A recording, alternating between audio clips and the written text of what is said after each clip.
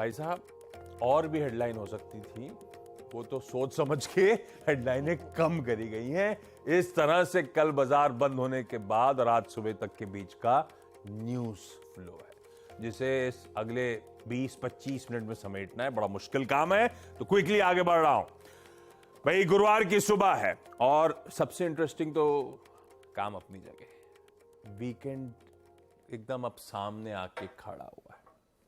वो पिछली बार आप थे नहीं, मैं कह रहा था वो महक आना शुरू हो चुकी है।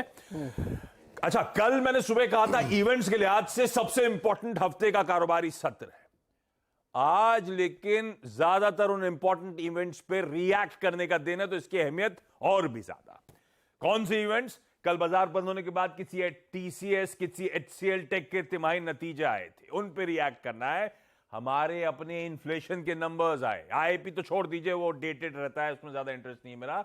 इन्फ्लेशन इंच अप कर रहा है, यूएस का इन्फ्लेशन बढ़िया कूल ऑफ कर रहा है। वो सब इन्फ्लेशन प्रिंट्स कल बाजार बंद होने के बाद आए थे, उन पे हम लोग रिएक्ट करेंगे।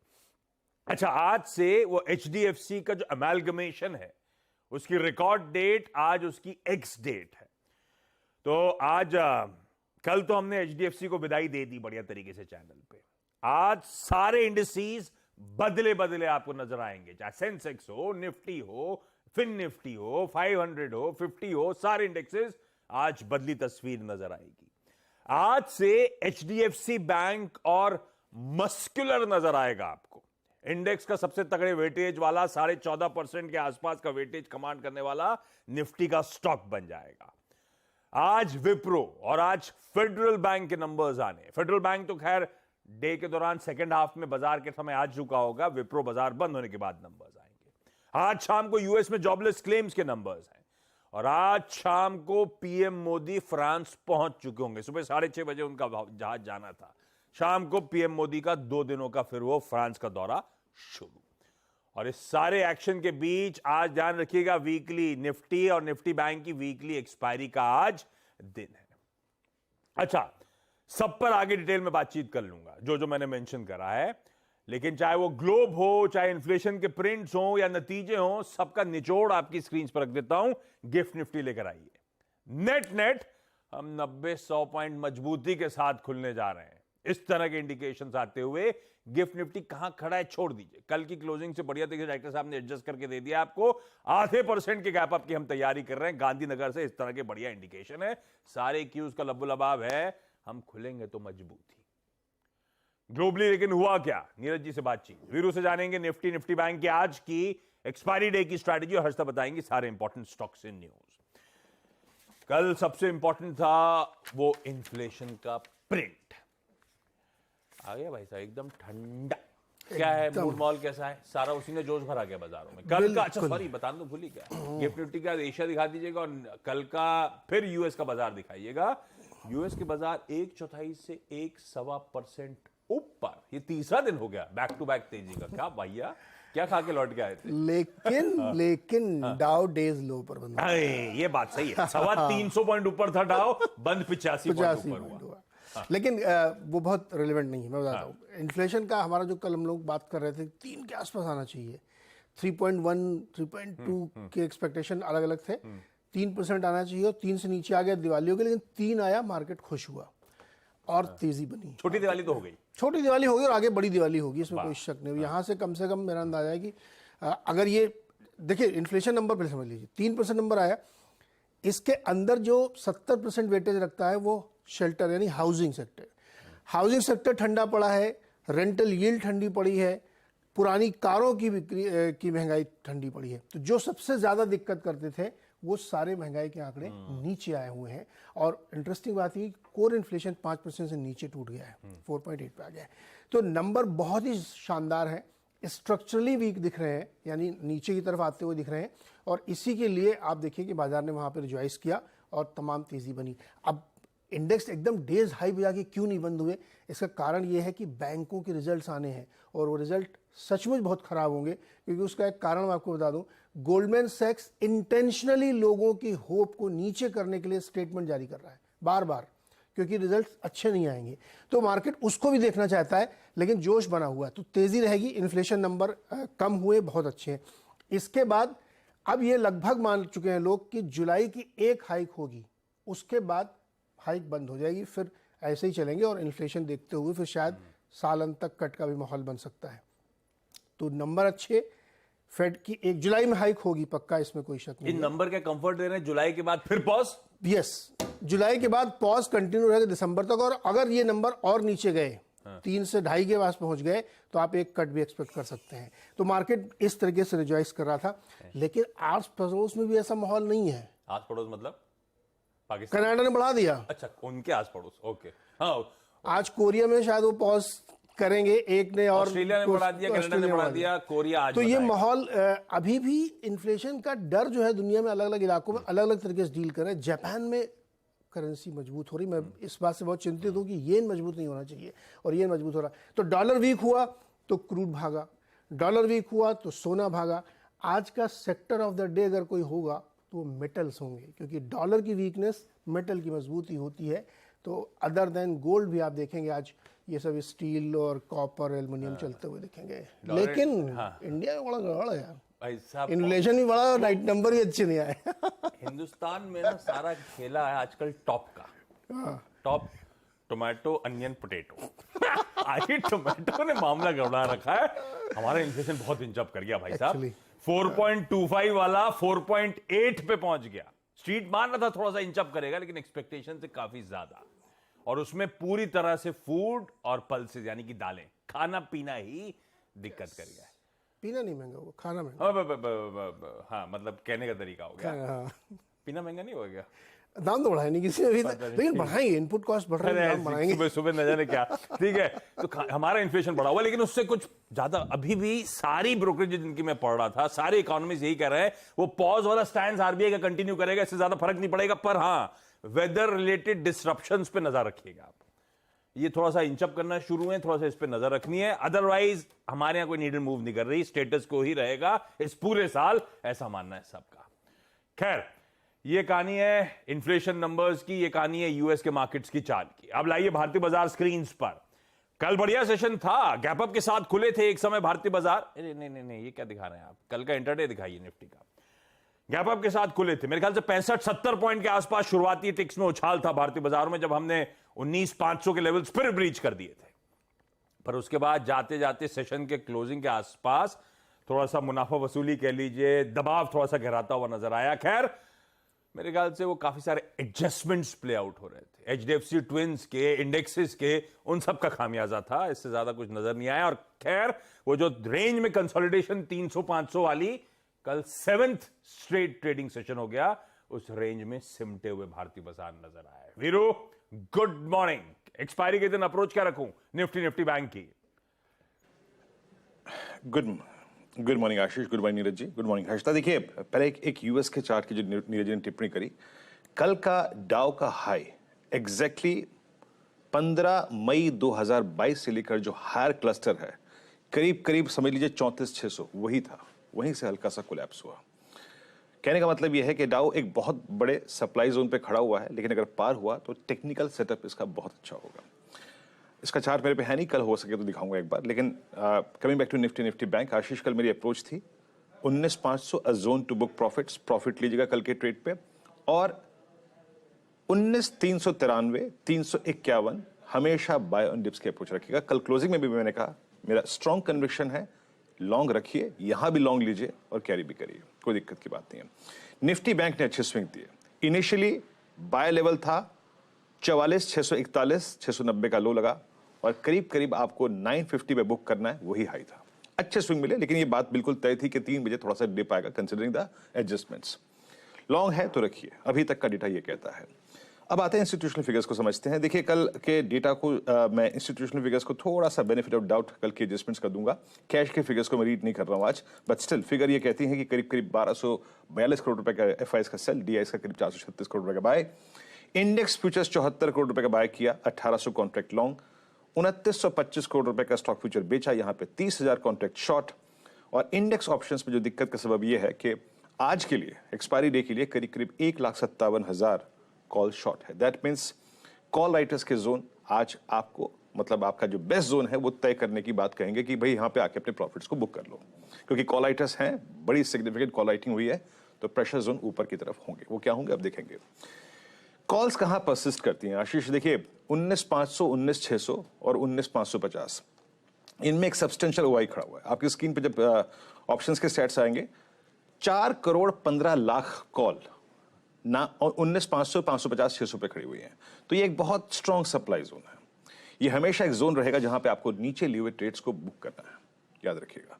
ये 3 कॉल, और नीचे 19,400 और 300 की पुट भी करीब करीब 2.25 लाख का, 2 करोड़ का एक स्ट्रॉन्ग आउटस्टैंडिंग वे होल्ड करती हैं।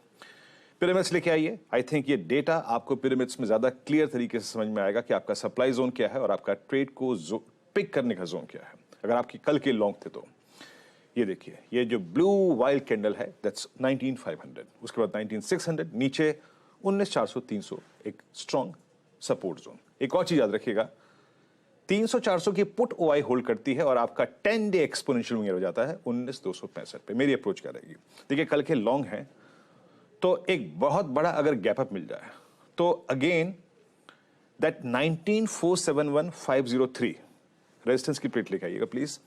19,47, 19,503 ये अपने प्रॉफिट्स को कैश में कन्वर्ट करने का जोन होगा किसी भी सर्कमस्टेंसेस में। नॉट एग्जैक्टली 431, 431 इंटरडे स्पॉट है। अगर आपने कल की लॉन्ग ली है, फ्रेश लॉन्ग इसके नीचे भी मिले, 431 स्पॉट में बाइसेक्ट हो तो उसको जाने दीजिए 471,503 तक, वहां अपने लॉन्ग्स को बुक करिए।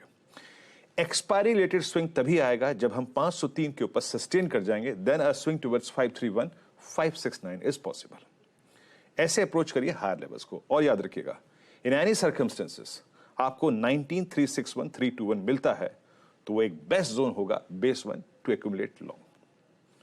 बीच में राइड करना है एज ए डे ट्रेडर तो निफ्टी स्पॉट 19,431 पे नजर रखिएगा। निफ्टी बैंक कल खूबसूरत ट्रेड मिला, 640 के ऊपर का डिप और 956 पे बुक भी किया।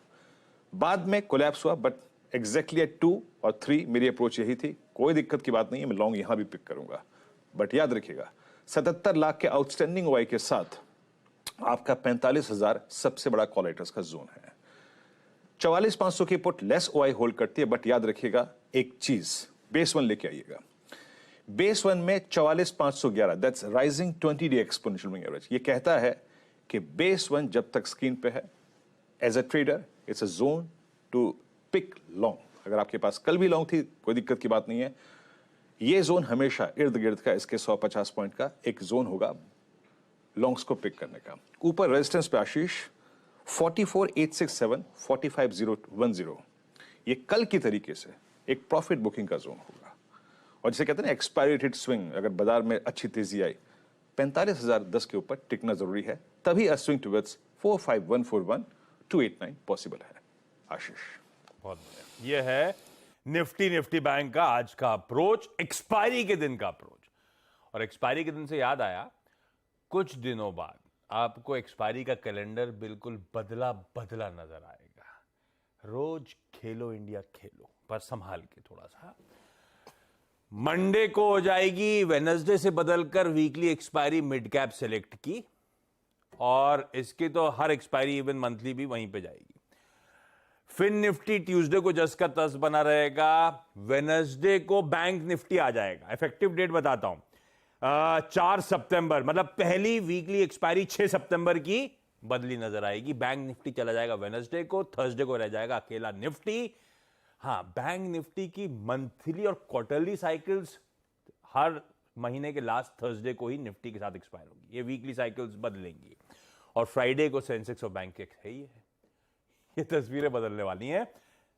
मिड कैप सिलेक्ट वाली जो है वो पहली मंथली वीकली एक्सपायरी साइकिल आएगी 21 अगस्त वाली, तो वो अगस्त से, वो सितंबर से, लेकिन इवेंचुअली इस तरह की होने वाली है वीकली एक्सपायरी का कैलेंडर। हर्षदा के पास चला जाए। हर्षदा वैसे आज स्टूडियो में नहीं है, बोली कोल्ड कॉफी पी के ही लौटूंगी सुबह ऑफिस। आपको टीसीएस के हेडक्वार्टर से नजर आ रही है। नतीजों के कुछ ही देर बाद आज सुबह सुबह अभी हर्षदा चर्चा करेंगी पूरे टीसीएस के टॉप मैनेजमेंट के साथ।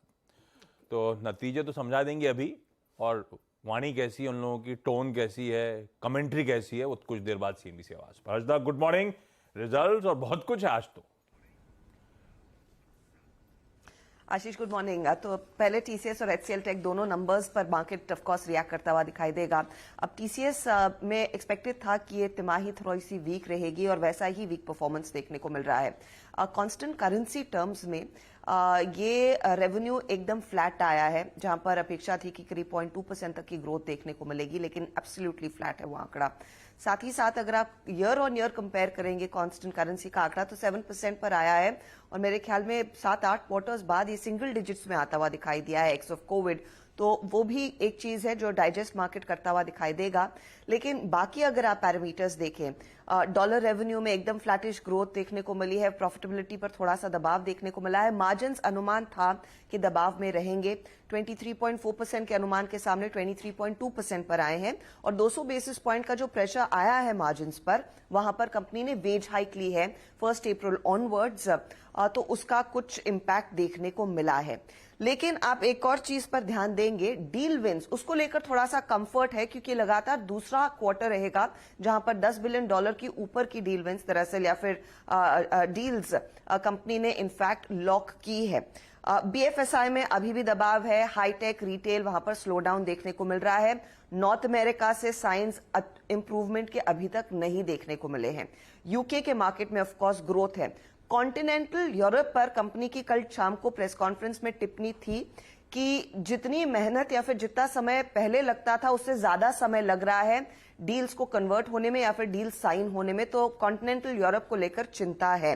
लेकिन मैनेजमेंट ने कल प्रेस कॉन्फ्रेंस में यह साफ कहा कि अभी भी कोई बड़ा रैंप डाउन या फिर कैंसिलेशन नहीं देखने को मिल रहा है। कॉस्ट ऑप्टिमाइजेशन पर ही क्लाइंट्स फोकस कर रहे हैं, तो शॉर्ट टर्म में क्लाइंट्स के मन में भी थोड़ा सा असमंजस है, इसीलिए उनकी तरफ से कुछ प्रोजेक्ट्स में डीलेस जो पहले थे वो अभी भी बरकरार है।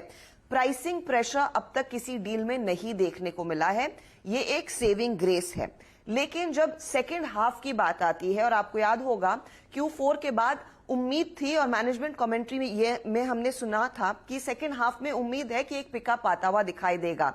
कल की कमेंट्री में सेकेंड हाफ को लेकर इतना ऑप्टिमिज्म नहीं सुनाई दिया है क्योंकि इस क्वार्टर में ग्रोथ नहीं देखने को मिली है। तो वो एक चीज होगी जिस पर शायद बाजार रिएक्ट करता हुआ दिखाई देगा। ये टीसीएस, लेकिन दूसरी तरफ एचसीएल टेक, और वहां पर हमने देखा है नंबर्स पर दबाव ज्यादा है। सेकेंड क्वार्टर लगातार जहां पर रेवेन्यू में प्रेशर देखने को मिला, मार्जिन यहां पर भी दबाव में आए हैं लेकिन अपेक्षा से काफी कम है और मार्जिन का जो बैंड कंपनी ने गाइड किया था 18 से 19% का, उसके नीचे मार्जिन है नियरली 17%, 16.9 से 17% पर आते हुए दिखाई दिए हैं। इनके केस में तो हायरिंग में भी कमी देखने को मिली है और डील विंस अगर आप कंपेयर करेंगे पिछले क्वार्टर से तो वहां पर भी दबाव बनता दिखाई दिया है। तो एचसीएल टेक अगर आप सामने रखेंगे टीसीएस के तो ज्यादा प्रेशर देखने को मिला है, वहां पर ज्यादा निराशा हाथ लगती हुई दिखाई दी है। लेकिन कंपनी ने अपने FY24 के गाइडेंस को लार्जली बदला नहीं है, तो वो थोड़े से होपफुल है कि एक बाउंस बैक या फिर क्रॉल बैक कर पाएंगे इस गाइडेंस पर by the end of the year. लेकिन ये दो बड़े आंकड़े हैं जिस पर शायद बाजार सबसे पहले आज रिएक्ट करता हुआ दिखाई देगा। Most important stocks of the day. ये टीम में रखे हैं आपने क्या? यस, मैंने दोनों रखे हैं रेड में। ठीक है, इस पे और डिटेल में आगे चर्चा, जब 8:30 बजे रिजल्ट्स पे चर्चा होगी, मैनेजमेंट से बातचीत होगी तो एक्सपर्ट के साथ व्यू भी ले लिया जाएगा।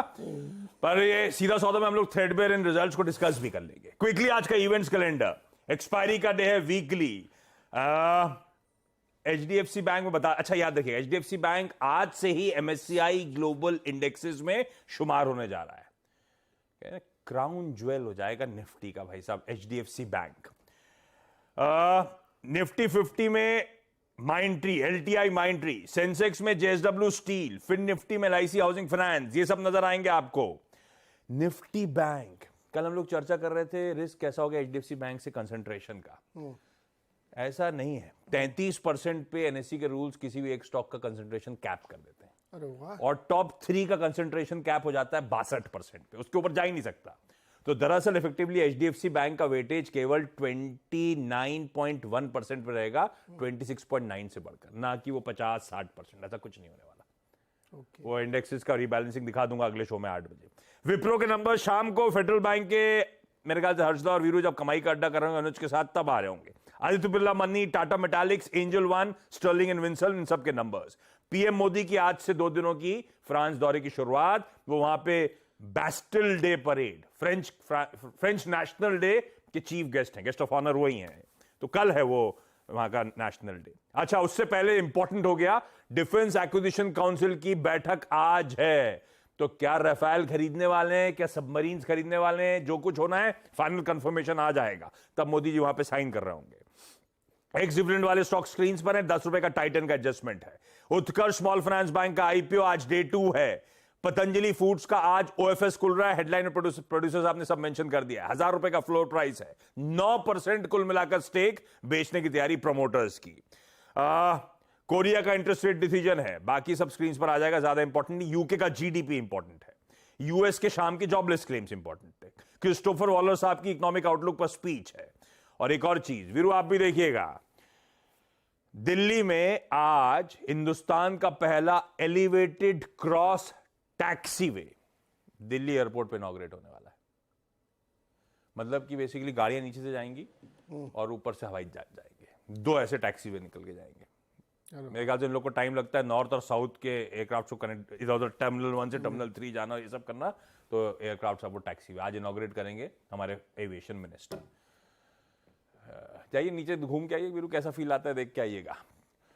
क्विकली छोटा सा ब्रेक के उस पार कमोडिटी करेंसी मार्केट्स की टॉप स्ट्रैटेजीज।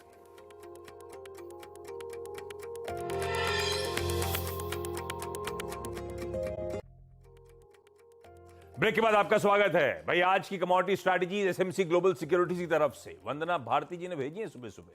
सोने में खरीदारी करने का कॉल है, 59,050 का स्टॉप। कच्चे तेल में भी खरीदारी करके चलिए, 6125 का वहां पे स्टॉप लॉस लगा लीजिए। जाते जाते गिफ्ट निफ्टी के साथ छोड़े जा रहा हूं, इंप्लाइड वाली प्लेट रखिएगा। हम 0.5% सेंचुरी लगाएंगे, 100 पॉइंट ऊपर खुलने की कर रहे हैं तैयारी। ये एक्सपायरी का रुझान। क्विकली छोटा सा ब्रेक, मॉर्निंग कॉल में इतना ही। ब्रेक के उस पार सीधा सौदा। नमस्कार।